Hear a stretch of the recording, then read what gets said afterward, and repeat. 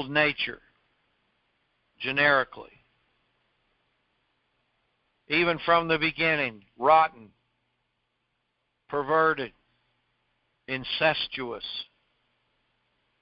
contaminated. The burden of Moab. Now that word, boy, it expands in your recognition of its depth, of its degradation. And to me, I just knew right away, as soon as I read it, Father knew I'd get it. Well, that's the old nature in allegorical form, because I'd been aware of how the promised land in allegorical form was the new nature. Made total sense to me, and it enabled me to fit a lot of things together in the Old Testament as for my learning. Now I saw its contrast likewise. We are not to be ignorant of Satan's devices. We are to renounce hidden things of dishonesty. We are to lay aside all filthiness of the flesh and spirit. We are to crucify the old man with his affections and lusts. Those are all scriptures from 2 Corinthians 4, verse 2, 2 Corinthians 7, verse 1, and one that I discovered recently in the last couple of years. I doubt if it's in that original thing I wrote, but Galatians 5:24, that we crucify the old nature with its affections and lusts. Boy, what a great renouncing reference that is also. The burden of Moab, because in the night, see, in the night, quiet, private, individualized, under the comforting cover of privacy, Ar of Moab is laid waste. Now you got to look up Ar, A-R, and it essentially means a beginning. This village, which you can find on any good Bible map, I'm looking at mine right now in the Bible dictionary. It's southwest of the sea. Well, it's on the southern end of the Dead Sea. If you go east from there, southeast, Ar, A-R, and it means beginning. Appropriately, the first village of Moab noted. And I right away saw, as I worked these definitions, Ar of Moab, Ar of the wasteland, Ar of the incestuous father.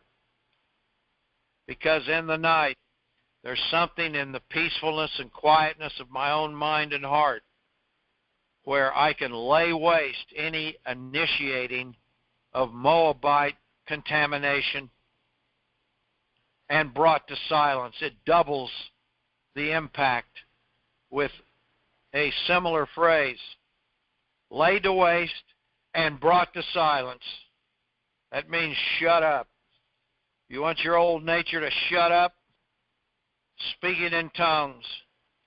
Brought to silence literally means cut off or destroy from a physical military point of view. It means to kill the enemy.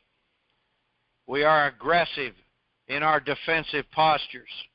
We are aggressive in our defining frameworks of defense against the adversary. See? Working hard to make my football story worth something to you here.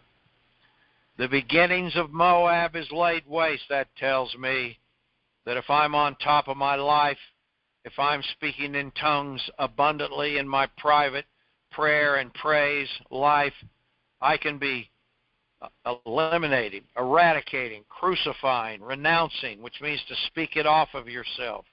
There's another one in light of that defensive end. He was catching the blocks. He wasn't keeping them off of him. And it's much more difficult once you let that man get to your loin area. How about that in wrestling? Other sports, let that guy get to your loin area, take you down. How much more difficult is it to break free and really start getting a leg up on your opponent? Keep him off of you. Keep him off of you. I remember back in the day when we were doing rodeo schools at Camp Gunnison, we were winning a lot of rodeo professional cowboys and what some people call rodeo clowns, but they were rodeo bullfighters. Very serious job to protect the riders after they were bucked off.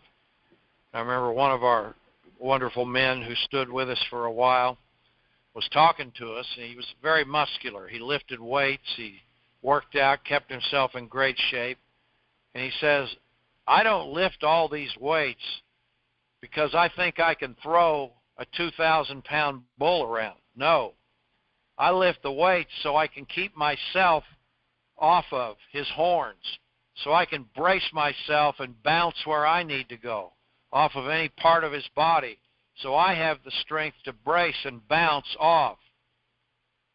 Boy, that made complete sense to me.